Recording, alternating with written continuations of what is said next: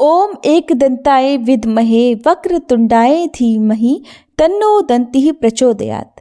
ओम श्री गणेशाय नमः। आप सभी को सकट चौथ की हार्दिक शुभकामनाएं। आज के इस वीडियो में मैं आपके साथ सकट चौथ की बहुत ही आसान और सरल पूजा विधि शेयर करने वाली हूं कि सकट चौथ के दिन भगवान गणेश जी की पूजा किस विधि से करनी चाहिए, किन किन बातों का ध्यान रखना है, कौन कौन सी गलतियां आपको नहीं करनी है। इसलिए आप इस वीडियो को पूरा जरूर देखिएगा। वैसे तो किसी भी पूजा का शुभारंभ गणेश भगवान की पूजा से ही होता है, लेकिन आज का दिन तो मुख्यतया गणेश भगवान को ही समर्पित है। इसलिए आप गणेश भगवान की पूजा में कुछ ऐसे काम हैं जो बहुत अच्छे से ध्यान में रखिएगा। आप जब भी गणेश भगवान की पूजा करें, ये दो विशेष काम आपको करने हैं। पहला, उनके समक्ष फूल के साथ दूर्वा आप जरूर अर्पित करें, और दूसरा, उनका स्मरण करते हुए उनकी स्तुति का आप जाप कर लें। गणेश भगवान की स्तुति करने से उनकी पूजा का संपूर्ण लाभ आपको मिल जाएगा। और अगर गणेश भगवान की पूजा में आप केवल दूर्वा दल चढ़ाकर ही पूजा पूर्ण मान लेते हैं तो ये आपकी बहुत बड़ी भूल है। दरअसल दूर्वा चढ़ाते हुए आपको दूर्वा अर्पित मंत्र का जाप भी साथ में जरूर करना है। ये मंत्र है गजमुखाय नमः। इसके साथ ही गणेश भगवान जी को प्रसन्न करने के लिए कुछ वनस्पतियों को भी चढ़ाने का विधान है। जैसे भगवान को आप बेलपत्र, धतूरा और सेम का पत्ता भी अर्पित कर सकते हैं, शमी का पत्ता भी अर्पित कर सकते हैं। मान्यता है कि जो वनस्पति उनके पिता यानी भगवान शिव को प्रिय है, वो गणपति जी को भी प्रिय होती है। यदि आप उनकी पूजा में वनस्पति चढ़ाने के बाद उनकी स्तुति का पाठ कर लेते हैं तो आपको सभी प्रकार के पुण्य लाभ की प्राप्ति हो सकती है। अब जानते हैं सकट चौथ की पूजा के बारे में, क्योंकि देखिए ये एक बहुत बड़ी पूजा होती है। साल भर में कुछ ऐसे प्रमुख व्रत और त्योहार होते हैं जिनकी पूजा और हो सके तो उपवास सभी सनातनियों को करना चाहिए। तो पूजा करने से पहले आपको पूजा की तैयारी करनी है। जैसे आपको एक चौकी की स्थापना करनी है, कलश की स्थापना करनी है।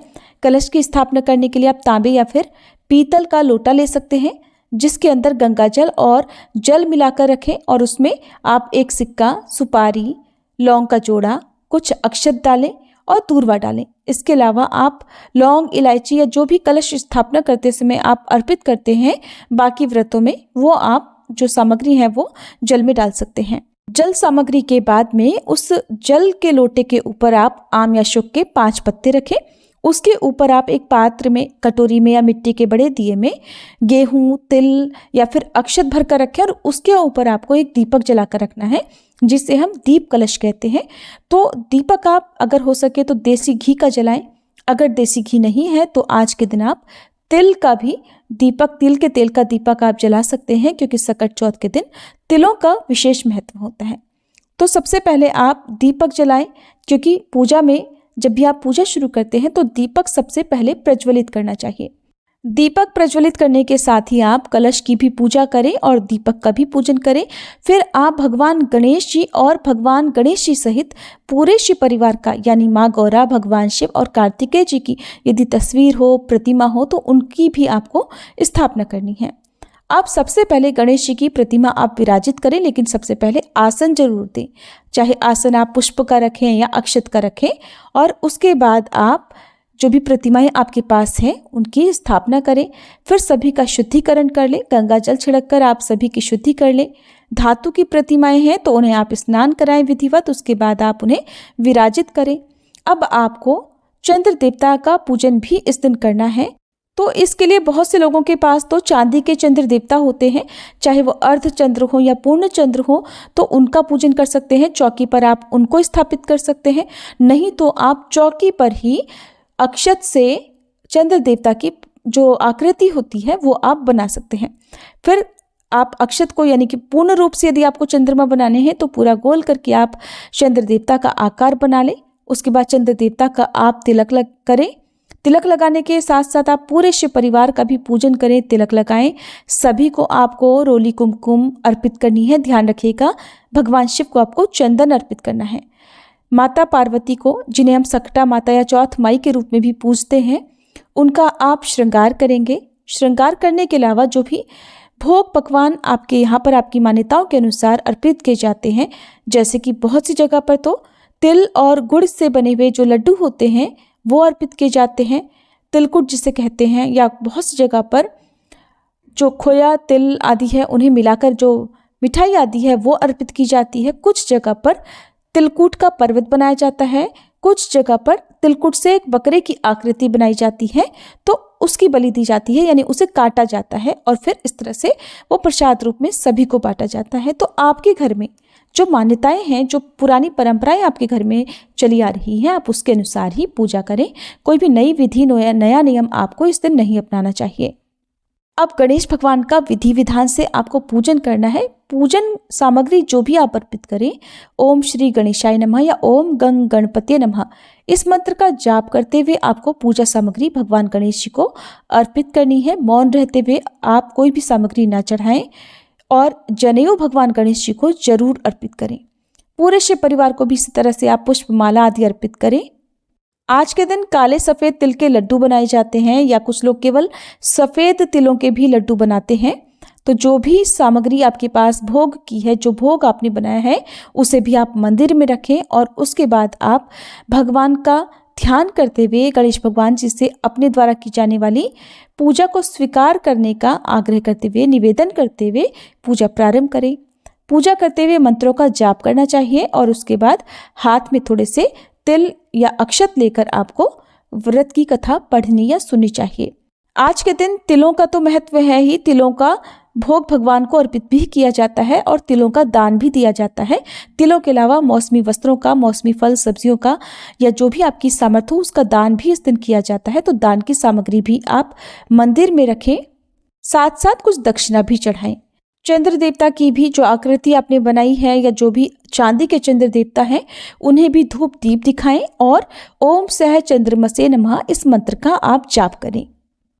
आज के व्रत में बायना भी निकाला जाता है। तो बायने के रूप में श्रृंगार की जो भी सामग्री आप भेंट स्वरूप देना चाहती हो, वस्त्र, दक्षिणा, फल, मिठाई और तिल के लड्डू, तिल से बना हुआ कुछ भी व्यंजन, चाहे मिठाई हो या तिल के लड्डू हो या तिलकूट, जो कुछ भी, आपके तिल की खीर भी बहुत से लोग बनाते हैं।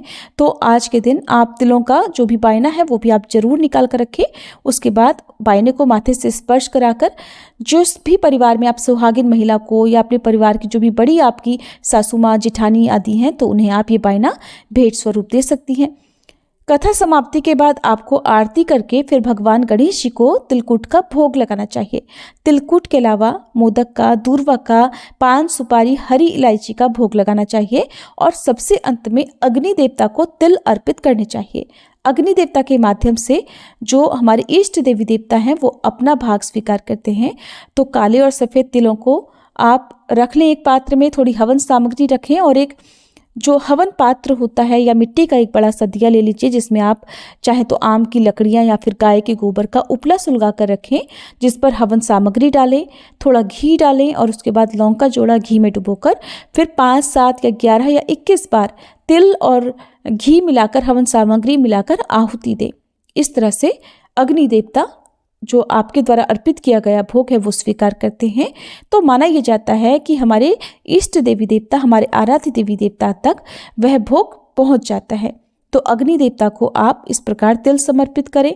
सबसे अंत में जल का छींटा देकर हाथ जोड़कर सच्चे मन से गणेश भगवान जी से पूजा में या व्रत में कुछ कमी रह गई हो, कुछ भी गलती हो गई हो, तो उसके लिए सच्चे मन से क्षमा याचना करें।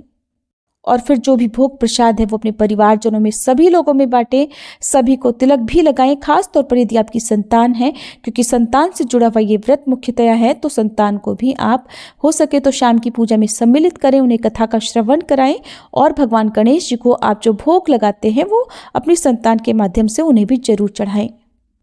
अगर कोई निसंतान महिला सकट चौथ का व्रत रख रही हैं तो उन्हें भी आज के दिन संतान प्राप्ति की कामना से भगवान गणेश जी से प्रार्थना करनी चाहिए। इस तरह से सकट चौथ की जो पूजा है वो संपन्न होती है, लेकिन पूजा तभी संपन्न मानी जाती है जब चंद्र देवता को अर्घ दिया जाता है। तो चंद्र देवता का पूजन तो आप कर ही चुके हैं, अब बारी है चंद्र देवता को अर्घ देने की। तो इसके लिए आप 1 लोटा जल भरकर उसमें थोड़े से काले सफ़ेद तिल मिलाकर डालें, सफ़ेद पुष्प डालें, थोड़ी शक्कर या गुड़ डालें और उसके बाद ओम सह चंद्रमसे नमः कहकर चंद्र देवता को आपको अर्घ देना है। छत पर, बालकनी में या जहाँ से भी खुले आसमान के नीचे आप अर्घ दे सके वहाँ पर आपको चंद्र देवता को अर्घ देना है। पूर्व दिशा की ओर मुँह करके आपको अर्घ देना है।